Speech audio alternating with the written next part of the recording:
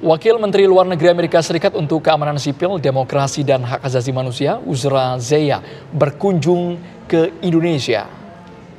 Ia sempat berkunjung ke Masjid Istiqlal dan Katedral Jakarta. Wakil Menteri Luar Negeri Amerika Serikat Uzra Zeya berkunjung ke Jakarta dengan agenda untuk memajukan kerjasama bilateral lebih lanjut di bawah Kemitraan Strategis Komprehensif Amerika Serikat Indonesia seperti yang dicanangkan oleh Presiden Joe Biden dan Presiden Joko Widodo.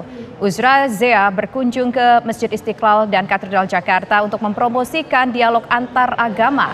Di Masjid Istiqlal terdapat area American Space. Zeya melibatkan pejabat senior pemerintah dan tokoh masyarakat sipil dalam kemitraan bersama untuk melindungi hak asasi manusia bagi kelompok marginal, memerangi perdagangan manusia, dan memperkuat supremasi hukum.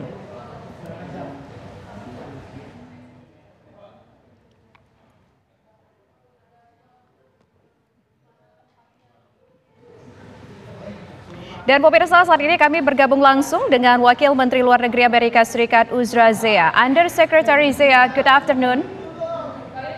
Good afternoon and salamat sore, Tisa and Andro. Nice to meet you, even though by virtually. Excellency Uzra Zeya, how does the United States view Indonesia's recent election, and what message would the U.S. government like to convey to Indonesian President-elect Prabowo Subianto? Well, as Secretary Blinken said earlier this week, the United States extends its sincerest congratulations to President-elect Prabowo Subianto on his decisive election victory. But we also offer our congratulations to the Indonesian people for their robust turnout and their strong attachment to democracy.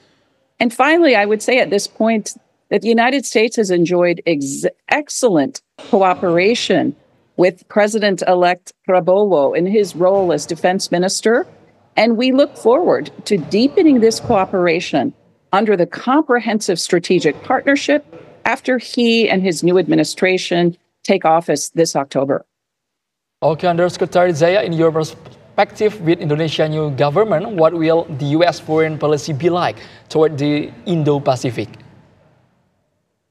Well, President Biden has said many times that the future of the 21st century will be written in the Indo-Pacific, and our partnership with Indonesia is integral to that vision.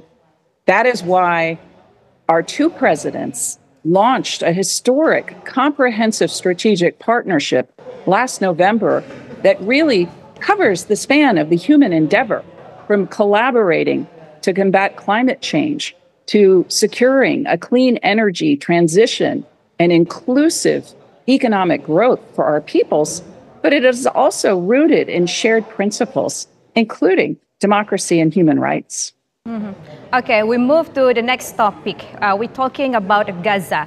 Gaza, Palestine is currently in the brink of famine. What is the effort by United States to prevent this disaster from happening?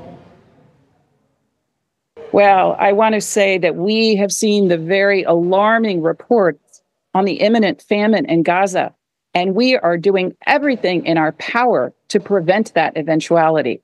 That is why Secretary Blinken is on his 6th trip to the Middle East region since October 7th, and we are working nonstop to increase the flow of humanitarian assistance by land, by sea, and by air. We are working to secure an immediate and sustained ceasefire that would free hostages and allow much more assistance to get in. And we are also working with regional partners to build a horizon towards a two-state solution that we believe is the only enduring and durable solution to this conflict. We appreciate the important contributions the Indonesian government has made towards humanitarian relief in Gaza, and we welcome continued coordination. I understand Secretary of State Blinken is currently visiting the Middle East for talk with counterpart and leaders. Up to this point, is there a possibility of a ceasefire in Gaza? Well, we believe that a ceasefire is possible, and we are literally working every hour, every day toward that end. The Secretary Blinken just completed a series of meetings in Cairo today with regional partners, and he is, I believe, just arrived in Israel. And there is a ceasefire proposal on the table that would free hostages, that would allow significant more humanitarian assistance to get in. And we want to urge Hamas to accept that deal on the table. The United States has also put forth a draft Security Council resolution in New York that also calls for an immediate ceasefire, immediate release of the hostages, increased flow of humanitarian assistance. And we are determined to work as closely as possible with international partners towards this end. Okay, thank you so much for your time, Under Secretary Zeya, for your time with me, with TV1 also. Good afternoon.